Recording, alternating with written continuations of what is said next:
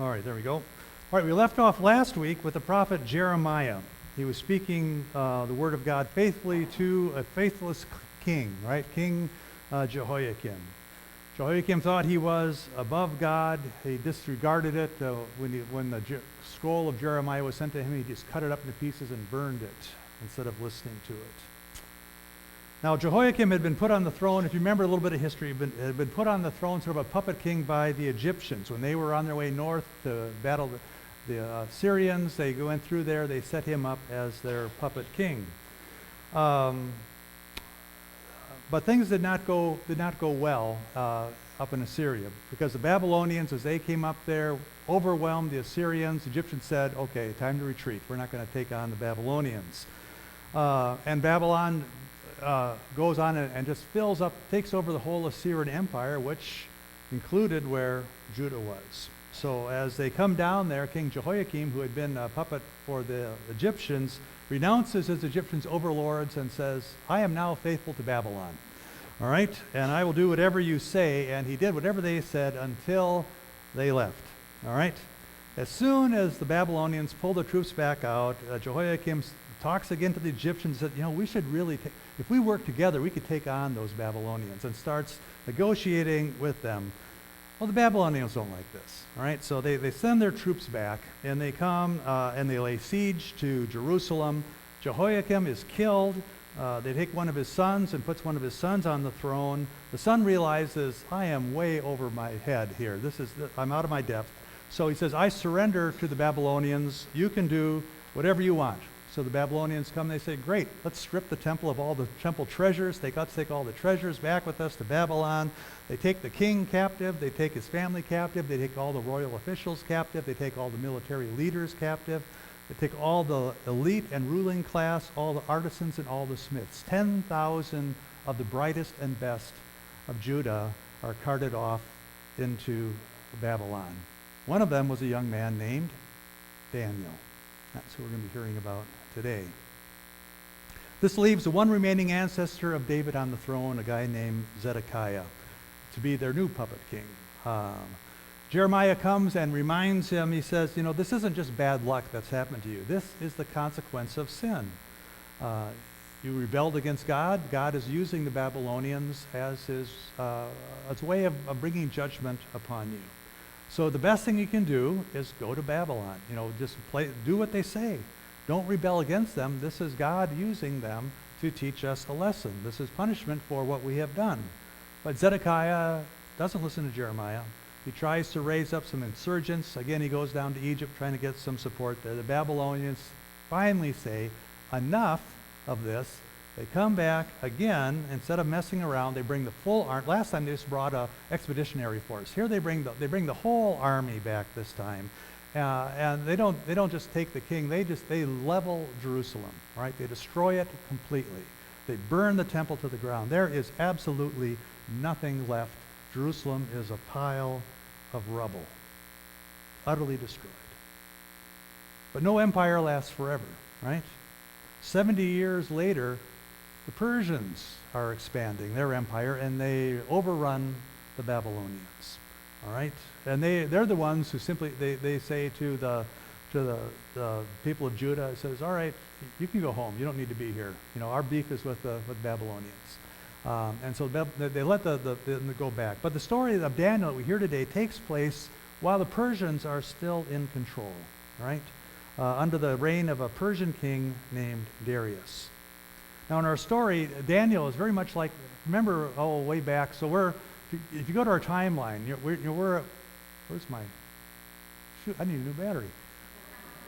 I can't find, all right, so we're at the very end, about 500 BC there, where the exile is. You see where it says Persian control. All right, the Persians come in after the Babylonians are there. Daniel is taking place during this Persian control. It's one of the last of the prophets that we're going to hear about here.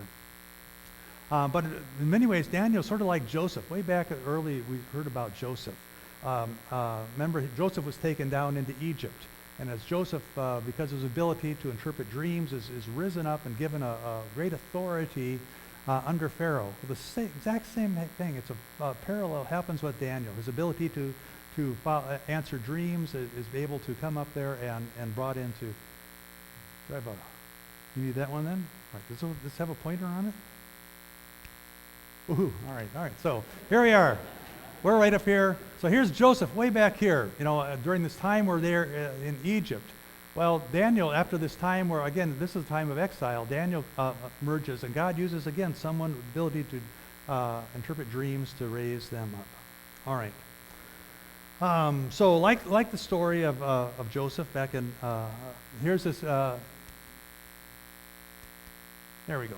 Comes before King Darius. All right, so King Darius divided his kingdom into 120 states and placed a governor in charge of each one of them. In order to make sure his government runs smoothly, Darius put 3 other officials in charge of the 120 governors. One of those officials was Daniel. He did his work much better than all the other governors and officials. The king decided to let him govern the whole kingdom. All right? Now the other men tried to figure out some way in which Daniel... All right. Give me the other... I'm not going to point anymore. Give me the other one back. I'm not sure why this is not...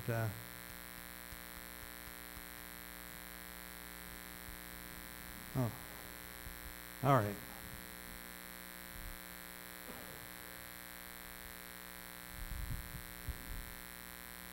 No, it's not working either.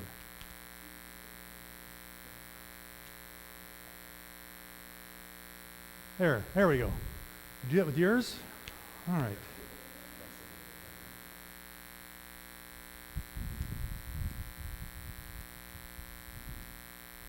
All right, we'll get this working here. Sorry about that.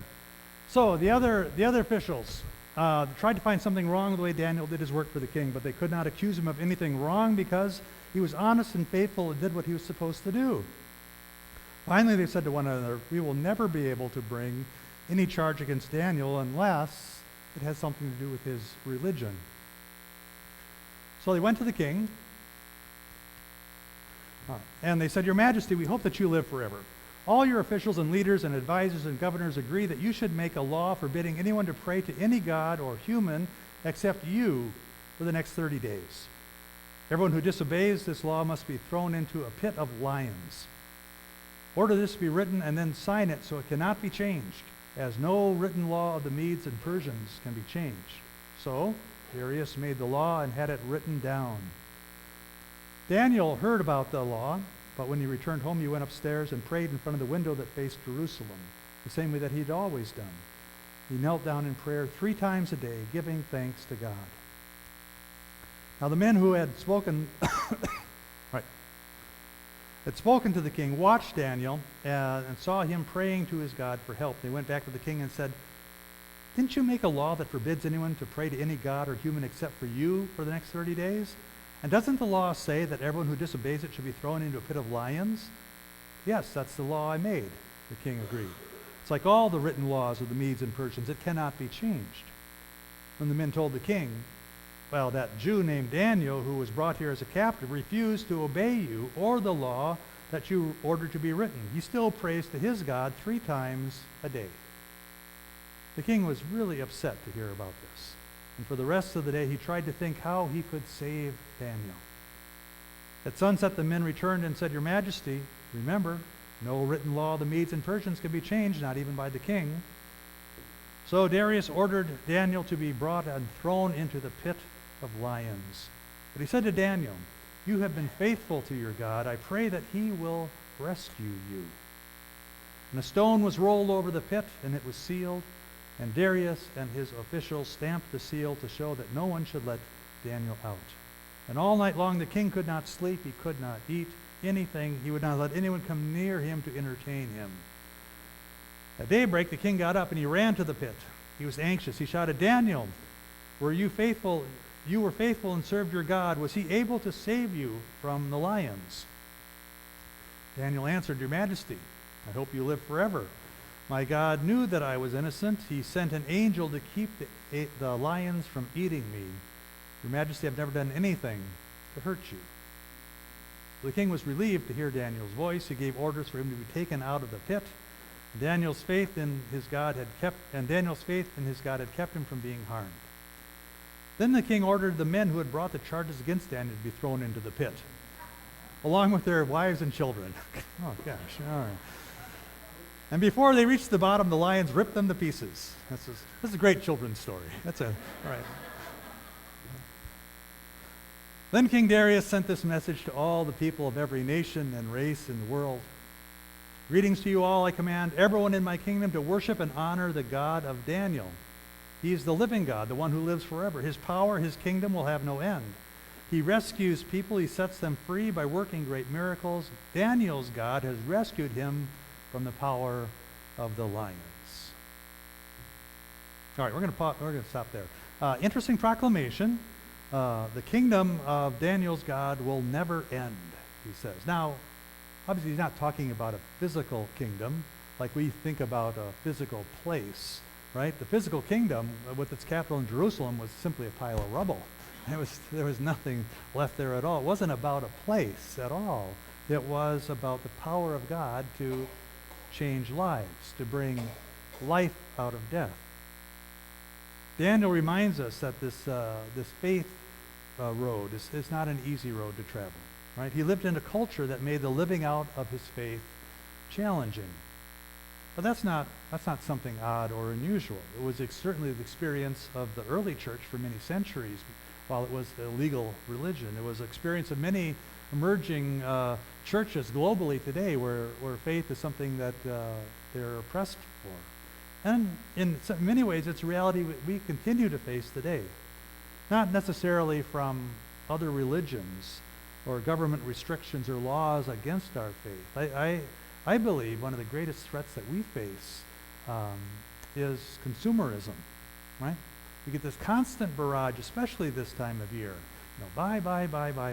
We're trying to convince us that our self-worth, our status, is measured by the stuff that we have. I couldn't believe the paper I got. I got the Thursday paper. You know, there wasn't any news. All it was Black Friday sales. You know, a pile of them that thick, and then three pieces of newspaper wrapped around them to tell me what the news of the day was. It's hard. We get this message again. If you love someone, the best way to express it is buying them something, and the more you love them, the more stuff you should buy. In a world like that, we need, another message. We need Daniels, who say, no, it's crazy. In a world where people go to bed hungry or homeless, or they die because of lack of a mosquito net or clean drinking water, there's something wrong with this obsession we have with stuff.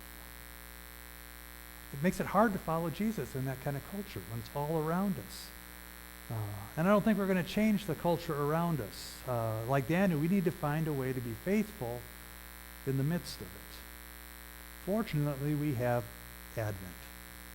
So far, there's little commercial value in Advent, right? So it provides us a time to listen to the prophets, to pause, to reflect in the busyness of the season about the hope that is ours in the midst of that. Last year, I shared a little video with you. I want to share it again. It's good enough.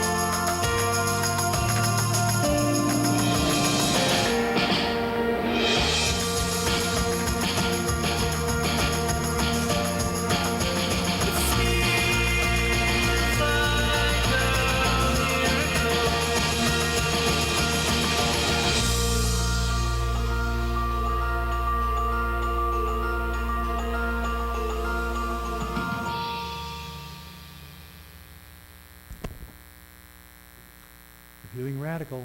This is the way to show it.